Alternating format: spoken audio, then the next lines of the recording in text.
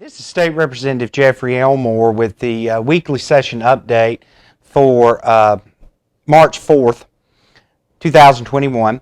A lot of action in the General Assembly this week. It started out very quickly. At the end of last week, I was telling you about the school reopening bill, Senate Bill 37, and I wasn't sure if the governor was going to veto that bill or not. He came out and issued a veto after I filmed the last weekly session update. With that veto, the veto has to be overridden in the chamber that it originated in, and it originated in the Senate. So the Senate took an override vote on Monday. It's a motion to override the governor's veto, and the motion failed. It failed by one vote. They needed 2 Democrats to join all of the Republicans, and they only received 1. So the veto stands. Now later on this week, yesterday, they did a motion to reconsider. That motion did pass, and now Senate Bill 37 is sitting in the Rules Committee in the Senate. At some point, they may pull it back to try and override again.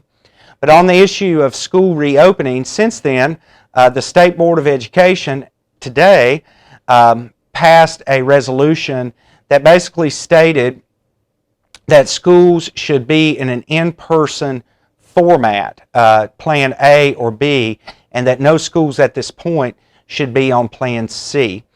This was also the recommendations that were given down yesterday from Governor Cooper's Department of Health and Human Services. So the deal with school reopening is kind of still in flux. It's floating everywhere with that.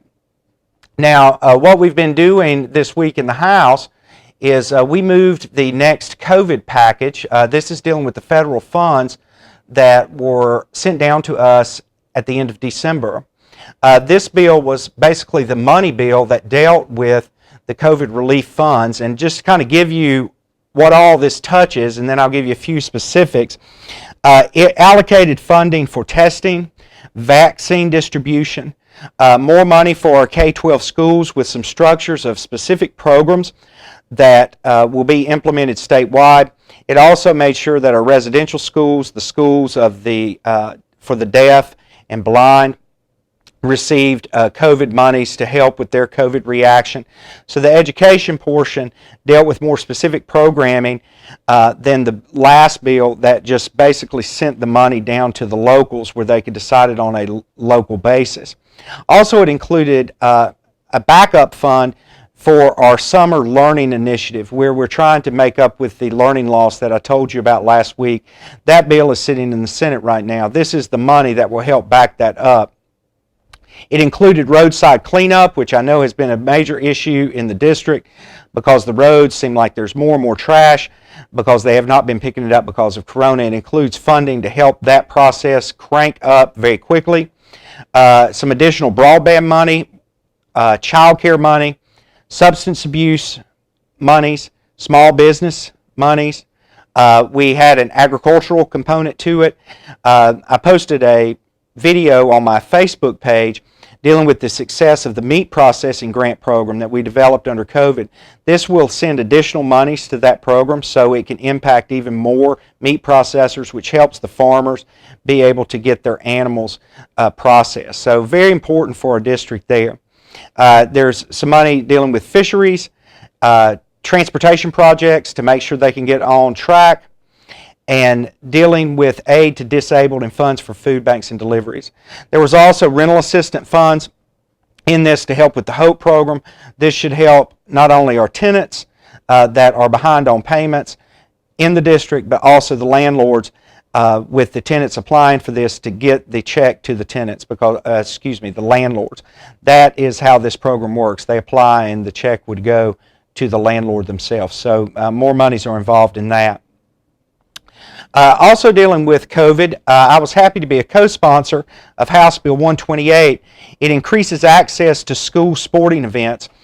This is a very broad bill that did pretty well in the Education Committee, and it was amended there to include any sort of activity that is school-sponsored, may it be a drama, bands, graduation ceremonies, which I know people are already thinking about, especially with our seniors in high school, that those would fit under this umbrella too. This bill is very powerful because it gives locals control over this. You can have a capacity restriction from 30% to 50% by your choice. And I think this really applies well for schools that have different circumstances, and I'll just use Wilkes Central as an example. Their stadium is quite large for the size school that it is, so having 50% capacity there would not be a problem at all, but their gymnasium is quite small for the size school. In that case, the locals would have the ability to say, well, in the gymnasium, we just have to keep it at 30% because of space restrictions. So it gives the locals the ability to have these functions that are so necessary for kids and gives them the ability to make the decision at the local level on what they can handle. So I think it's a very good bill. It passed the House 77 to 42. That is enough of a margin that when it goes to the Senate and if it gets to the governor's desk and he vetoes it, we have enough cushion there with the votes that we receive from the Democrat Party that we could override his veto. So I feel good about the vote count on that, and hopefully the Senate will take this up as soon as possible.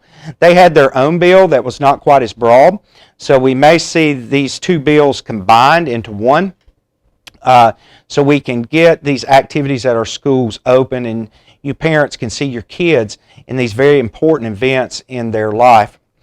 Also, something that was interesting, we have our Agricultural Science Center that is set to open April 2021, just a couple months from now. And we passed a bill, and I co-sponsored this also, that we will be naming the Agricultural Science Center after our current Agricultural Commissioner, Steve Troxler. Commissioner Troxler has done an excellent job in the position since he's been elected. He's served many years at this point, and he's been a major advocate and has accomplished so much for the agriculture community. I was very happy to see that we will name this center after him. Hopefully there will be no opposition to this as it moves through, because I think it's very important. And the level of testing that they will be doing in this center is going to help our farmers out dramatically, because many of these tests that are having to be conducted are having to be sent out of state. We're going to be able to do that here in North Carolina, so we don't have to send them out. So lots of action happening. Hopefully by the time I share with you again, the COVID funding bill will be signed by the governor. I think as good a vote as it had, that shouldn't be any problem. And some things that are moving into next week, we will see where this venues and sporting events bill goes, and I will share with you then.